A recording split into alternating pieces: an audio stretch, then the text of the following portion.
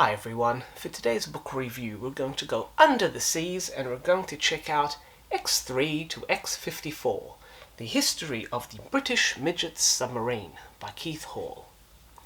Now the X-craft were British midget submarines, i.e. submarines much smaller than your regular deep diving ocean going vessels,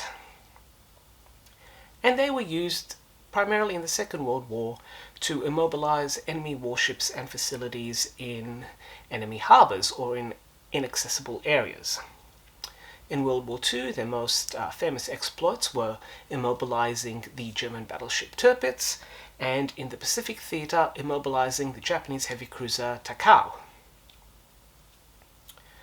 Now, the X-craft had a post-World War II career where a slightly revised class of submarines known as the Stickleback class, or Stickleback, sorry, the Stickleback class, were built. They were slightly smaller versions than the original X, XE, and XT classes, and they were employed in training divers to go and immobilize ships in enemy harbors. Deja vu, same mission as World War II. This book covers all of this, but in uneven amounts.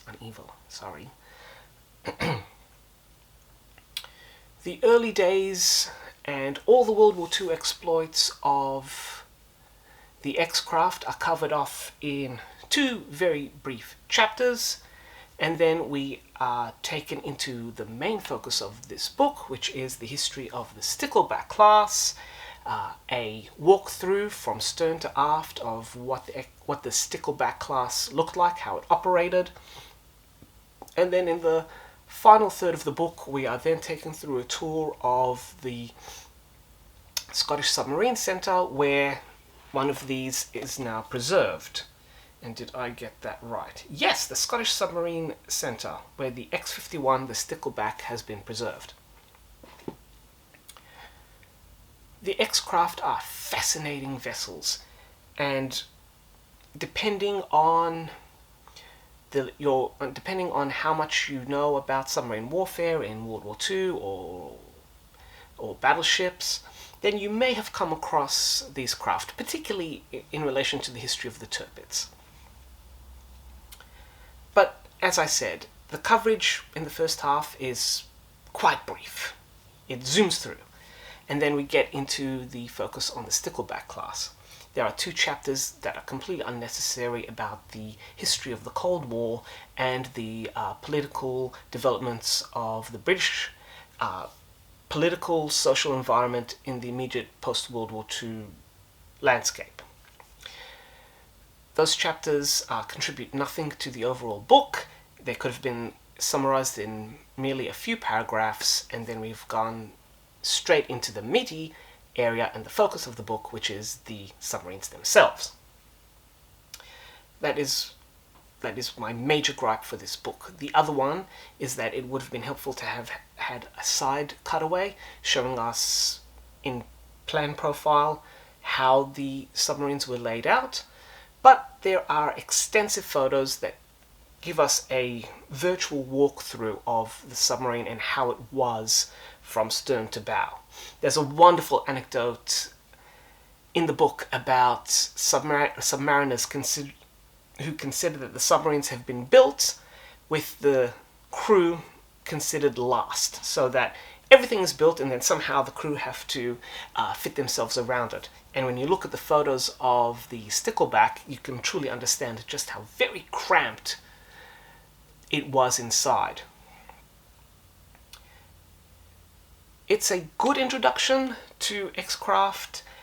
It's great that we read more about the Stickleback and the post-World War II classes, but I would have, considering that the book is titled The History of the British Midget Submarine, I would have considered a far more thorough overview, particularly of the first generation of X-craft, their exploits, a few more accounts than what there are a few accounts that are provided, but still they would have been more beneficial to have a few more thrown in about their exploits, about some of the difficulties, about what it was like.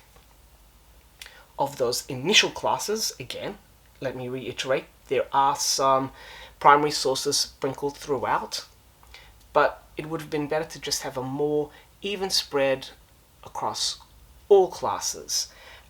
It also would have been good to have a definitive identification of the XT submarine wrecks that are in Aberlady Bay in Scotland. These are two X-craft training versions of the Midget submarines that were basically used for target practice and then abandoned, and you can walk up to them and have a look at the wrecks yourselves.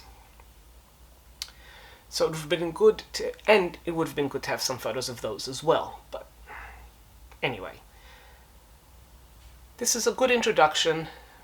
Keith writes very well. You can jump right into it, and in retrospective, it can also open the door to other more technical books about midget submarines, or direct you towards more detailed books about individual operations, particularly those against, say, the Tirpitz or the Takao, or exploits during the Second World War. Take your pick.